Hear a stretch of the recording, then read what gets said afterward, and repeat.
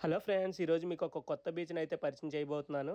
అదే సీతపాలెం బీచ్. ఇది మన విశాఖపట్నం నుంచి 60 కిలోమీటర్స్ దూరంలో అయితే ఉంది. ప్రెజెంట్ మనం వెళ్తున్న వేలోనే ఉన్నాం.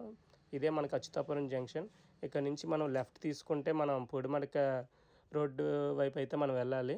ఆ రోడ్డు నుండి మనకి 8-10 కిలోమీటర్స్ అయితే ఈ బీచ్ అయితే వస్తుంది. ప్రెజెంట్ మనం ఆ వేలోనే వెళ్తున్నాం. అయితే ఇక్కడ మన అచ్యుతాపురం జంక్షన్ వరకు అయితే మనకి బస్సు ఫెసిలిటీ అయితే ఉంది. ఇక్కడ నుంచి మనం ఏదైనా బైక్ అయితే ఏ ఇష్యూ ఉండదు కానీ, లేకపోతే ఏదైనా నా వెహికల్ మాట్లాడుకొని మనం అయితే బీచ్కి అయితే వెళ్ళాలి. ఎటువంటి బస్సెస్ అయితే మాత్రం ఉండవు.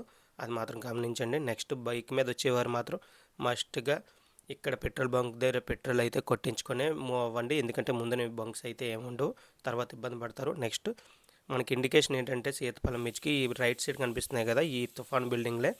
ఈ తుఫాన్ బిల్డింగ్లు ఏంటంటే ఏదైనా వరదలు ఏది వచ్చినప్పుడు అక్కడ ఉన్న ప్రజల్ని మన ఈ బిల్డింగ్స్లోకి అయితే తీసుకొస్తారంట. దానికోసం ఈ బిల్డింగ్స్ అయితే కట్టారు. నెక్స్ట్ ఈ బిల్డింగ్స్ దాటిన వెంటనే రైట్ సైడ్ మనకి ఇక్కడ ఒక జంక్షన్ కనిపిస్తుంది. అక్కడ నుంచి మనం రైట్ తీసుకుంటే సీతపాలెం బీచ్కి వెళ్తాం. స్ట్రైట్గా వెళ్తే పూడిమడక విలేజ్ అండ్ పూడిమడక బీచ్కి అయితే వెళ్ళిపోతాం. సో మనం రైట్ తీసుకొని ఒక 2 కిలోమీటర్స్ అయితే ముందుకు వెళ్ళాలి.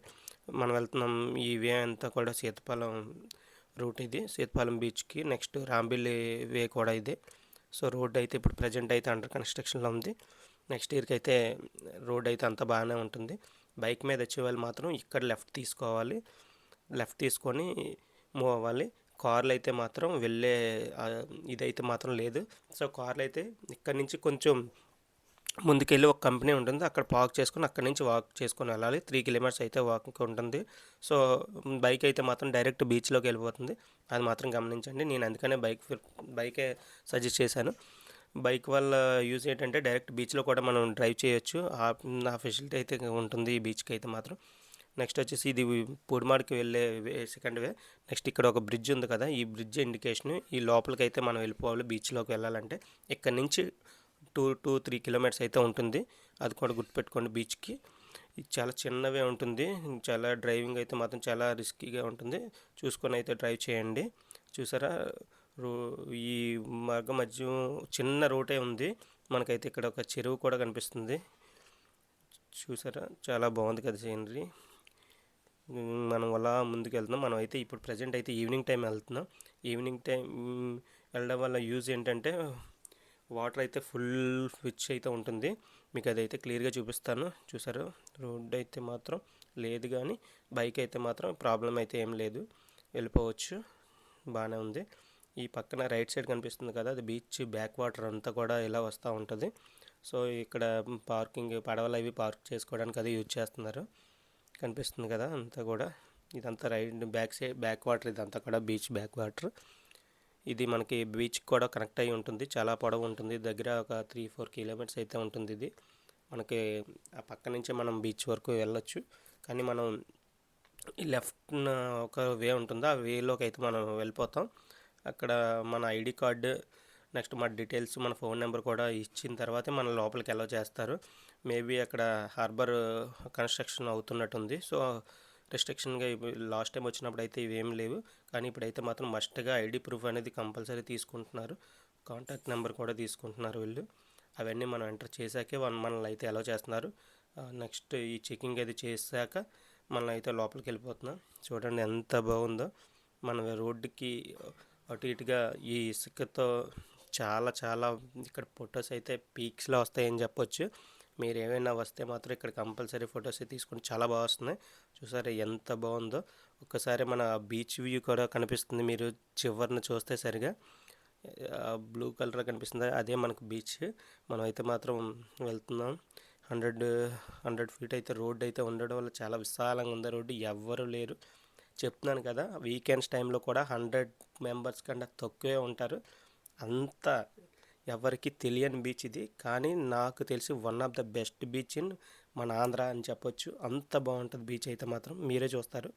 చూసారా, మనం బీచ్లోకి అయితే ఎంటర్ అయిపోతున్నాం. ఇక్కడ నుంచి మనం రైట్ తీసుకుంటే బీచ్కి వెళ్తాం, సీతపాలెం బీచ్కి వెళ్తాం. లెఫ్ట్ అయితే మాత్రం పూడిమడక కనిపిస్తుంది. మీకు పూడిమడక కూడా చూపిస్తాను. చాలామంది పూడిమడక ఉన్న జాలర్లు అయితే మాత్రం ఇక్కడ ఫిషింగ్ అది వస్తూ ఉంటారు. ఒక 2-3 కిలోమీటర్స్ అయితే వస్తుంది ఇక్కడ నుంచి, పూడిమడక నుంచి. సో ఇక్కడికి వచ్చి ఫిషింగ్ అయితే చేస్తూ ఉంటారు. చూసారా ఇలాంటి తాబేళ్ళు అయితే మాత్రం చాలా ఉన్నాయి చనిపోయి. దీనికి కారణం ఏంటనేది నాకైతే తెలీదు. ఎన్విరాన్మెంట్ యాక్టివిటీస్ దీని మీద కొంచెం దృష్టి పెడితే బాగుంటుందేమో అనిపించింది. ఎందుకంటే ఒకటి కాదు, నేనైతే మాత్రం దగ్గర దగ్గర ఒక 10-15 అయితే తాబేళ్ళు అయితే చూశాను. చాలా ఉన్నాయి, చాలా పెద్దగా ఉన్నాయి. ఎందువల్ల చనిపోతున్నాయి అనేది దీని మీద కొంచెం కాన్సన్ట్రేట్ చేస్తే మాత్రం చాలా బాగుంటుంది. నెక్స్ట్ చూసారా, అది మనకు కనిపిస్తుంది కదా, అది లైట్ హౌస్, మన Pudimadaka light house. Night time అది మాత్రం ఇక్కడ జాలర్లకి సిగ్నల్స్ అది ఇవ్వడానికి అది యూజ్ చేస్తున్నారు. ఇప్పుడు ప్రజెంట్ అయితే రన్నింగ్లోనే ఉంది అది కూడా. నెక్స్ట్ మనకు కనిపిస్తున్న కొండే సీతపాలెం బీచ్ కొండది. మనం ప్రజెంట్ అయితే ఇప్పుడు అక్కడ వరకు వెళ్ళాలి. మీకు ముందుగా చెప్పినట్టుగానే ఈ బీచ్ ఒడ్డు నుంచి మనం బైక్ అయితే మాత్రం ఆ సీతపాలెం కొండ వరకు మనం వెళ్ళిపోవచ్చు, ఏ ప్రాబ్లం ఉండదు. మీరు ఎప్పుడైనా వచ్చినప్పుడు మాత్రం మ్యాక్సిమం బైకే ప్రిఫర్ చేసుకోండి, చాలా బాగుంటుంది రైడ్ కూడా బీచ్ ఒడ్డు నుంచి. అంటే చూసారు ఎంత క్లీన్గా ఉందో బీచ్ కూడా, అసలు ఎటువంటి చెత్త కానీ ప్లాస్టిక్ కానీ ఏమీ లేదు, చాలా క్లీన్గా ఉంది. నేను వెళ్ళినప్పుడు కూడా మినిమం ఒక 10-15 మంది లోపే ఉన్నారు వీక్ టైంలో. వీకెండ్స్లో అయితే మాత్రం మహా అయితే ఒక 50 మెంబర్స్ వరకు ఉంటారంట. అది ఫ్యామిలీస్ ఎవరో పిక్నిక్ అది వచ్చే వాళ్ళు అయితే మాత్రం ఉంటారు, లోకల్ వాళ్ళు. సో ఎవ్వరికి తెలియదు ఇంకా ఈ బీచ్ ఇంత బాగుంటుందని. చూసారా ఫిషింగ్ చేసిన తర్వాత ఫిషెస్ ఇవి ఇక్కడ ఉన్న చిన్నపిల్లల ఫిషర్మెన్స్ అయితే వచ్చి ఇక్కడ ఫిషింగ్ అయితే చేసుకుని చాలా బాగుంటుంది. ఈ ఈ యొక్క వాటర్ దాటడానికి 20 రూపీస్ అయితే చార్జ్ చేస్తారు బోట్కి. లేదంటే టోటల్ బోటింగ్ చేయాలనుకుంటే మాత్రం 150 రూపీస్ అయితే చార్జ్ చేస్తారు. మ్యాక్సిమం ఎర్లీ మార్నింగ్ వచ్చినప్పుడు మాత్రం ఈ వాటర్ అయితే ఉండదు, మామూలు నడుచుకొని అవతలకి వెళ్ళిపోవచ్చు. ఈవినింగ్ టైం మాత్రం కంపల్సరీగా వాటర్ అయితే వచ్చేస్తుంది మీకు. మేమైతే టోటల్ బోటింగ్ అయితే తీసుకున్నాం, 150 రూపీస్ అయితే తీసుకున్నారు పర్ పర్సన్కి. మనకేంటంటే ఇక్కడ 3 కొండలు అయితే ఉంటాయి. ఒకటైతే హిల్ వ్యూ, ఇది మేము చూపిస్తున్నది అయితే హిల్ వ్యూ. పైనుంచి మనం టోటల్గా 360 డిగ్రీస్లో మనం బీచ్ని అయితే చూడొచ్చు, చాలా బాగుంటుంది. పైకి మాత్రం కంపల్సరీ వెళ్ళండి ట్రెక్ చేసుకొని, మీరైతే మాత్రం ఎంజాయ్ చేస్తారు. చూసాక అయితే మాత్రం థర్డ్ వన్ ఉంది చూసారా, అదే కేవ్స్.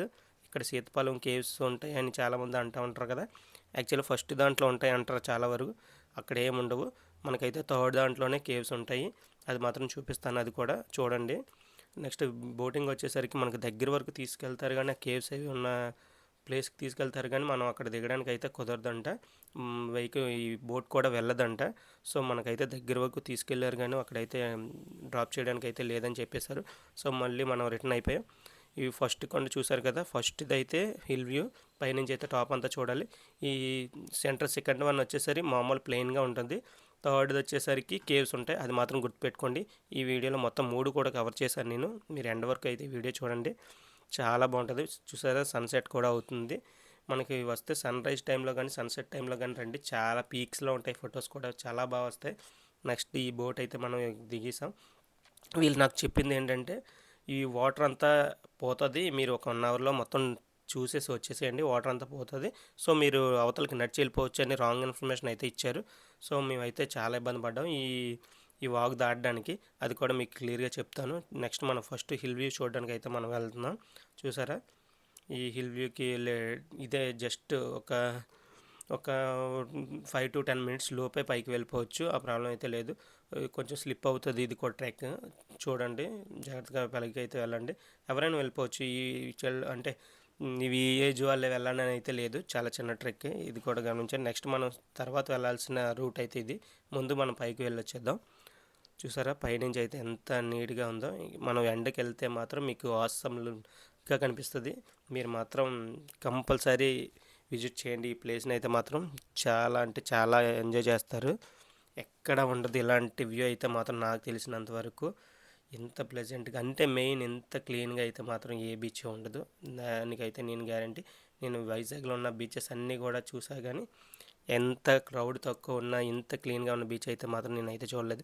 చూసారా ఎంత బాగుందో బీచ్ కూడా, అస్సలు ఒక బ్లూ కలర్ మొత్తం అంతా కూడా, చుట్టూ కొండ చుట్టూ కూడా మనకి బీచ్ ఏదో ఏ గోవా లేకపోతే అదర్ కంట్రీస్లో ఉన్న ఫీల్ అయితే మనకైతే కంపల్సరీ వస్తుంది. ఇక్కడైతే ఫ్రెండ్స్తో వస్తే మాత్రం క్యాంపింగ్ అది పెట్టుకుంటే మాత్రం ఇంకా వేరే లెవెల్ అనమాట. మీరు కూడా ఎవరైనా ఫ్రెండ్స్తో వస్తే మాత్రం మస్ట్గా ట్రై చేయండి బీచ్కి రావడానికి. నెక్స్ట్ వచ్చేసి వ్యూ అయితే మాత్రం పైనుంచి ఈ విధంగా ఉంది.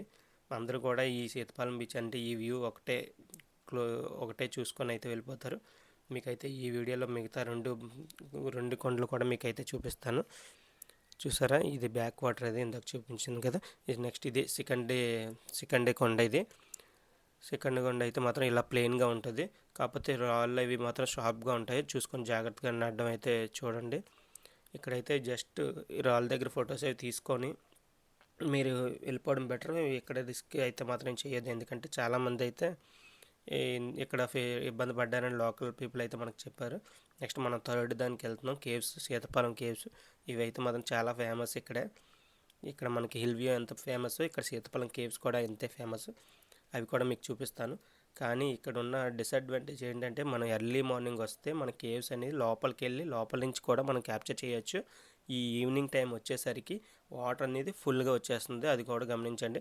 నెక్స్ట్ చూసారా, చెప్పాను కదా వీడియో స్టార్టింగ్లోనే తాబేలు చాలా ఉన్నాయని చనిపోయాయి. ఇది కూడా అదే.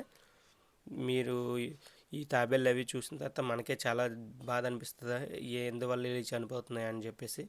నాకు కూడా తెలియదు దానికి కారణం ఏంటో, ఎందువల్ల చనిపోతున్నాయి అనేది. నెక్స్ట్ అయితే ఇవే ఉంది కదా, కొండ మీదకి వెళ్తున్నాం. ఈ కింద నుంచి కూడా వెళ్ళొచ్చు, కానీ కింద నుంచి అయితే ఓవర్ఫ్లో ఉంటుందని పైనుంచి అయితే మేము వెళ్తున్నాం. సో ఇది చూసారా, మనం వచ్చిన వే అయితే ఇది. మన ప్రజెంట్ ఇప్పుడు కేవ్స్లోకి వెళ్ళే దారి అయితే ఇది. చెప్పాను కదా, ఈవినింగ్ టైం రావడం వల్ల వాటర్ ఫ్లో అనేది ఎక్కువ ఉంది మనకి. నెక్స్ట్ వచ్చేసరికి చిన్న చిన్న కుంటల్లో అయితే చిన్న చిన్న పీతలు అయితే ఉన్నాయి, మీరు కూడా అబ్జర్వ్ చేయండి, చాలా బాగుంటుంది.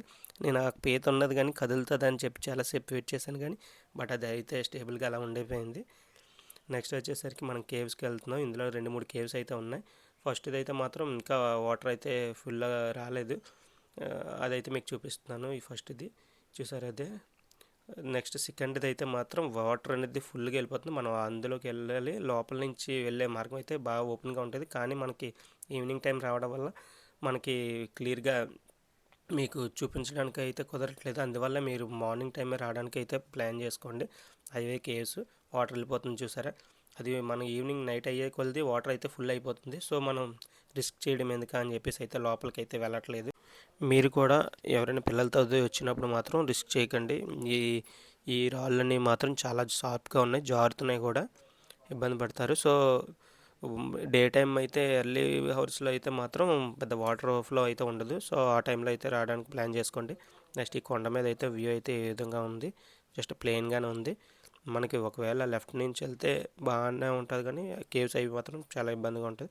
ఈ రైట్ సైడ్ వెళ్ళడానికి ప్లాన్ చేసుకోండి. నెక్స్ట్ మనం అయితే రిటర్న్ అయిపోతున్నాం. చూసారా, ఇదైతే మాత్రం పిక్నిక్ స్పాట్ కింద అయితే చాలా బాగుంది. నెక్స్ట్ పిల్లలతో కానీ ఫ్రెండ్స్తో కానీ ఎవరితో వచ్చినా ఇక్కడ టెంట్స్ అది వేసుకొని ఒక 1 డే స్పెండ్ చేయడానికి అయితే మాత్రం సూపర్ ప్లేస్ అని చెప్పొచ్చు. మీరు నెక్స్ట్ టైం వచ్చినప్పుడు మాత్రం బోత్ సైడ్స్ మాట్లాడుకోండి, లేకపోతే ఒక పక్క అయిపోయిన తర్వాత వాళ్ళు వెళ్ళిపోతారు. తర్వాత మనం రిటర్న్ వెళ్ళడం మాత్రం ఇబ్బంది పడతాం, ఎందుకంటే ఇది లోతు లేదు కానీ వాటర్ది చాలా ఎక్కువనే అనిపిస్తుంది. సో అది మాత్రం గమనించండి. Thank you for watching Viraj vlogs.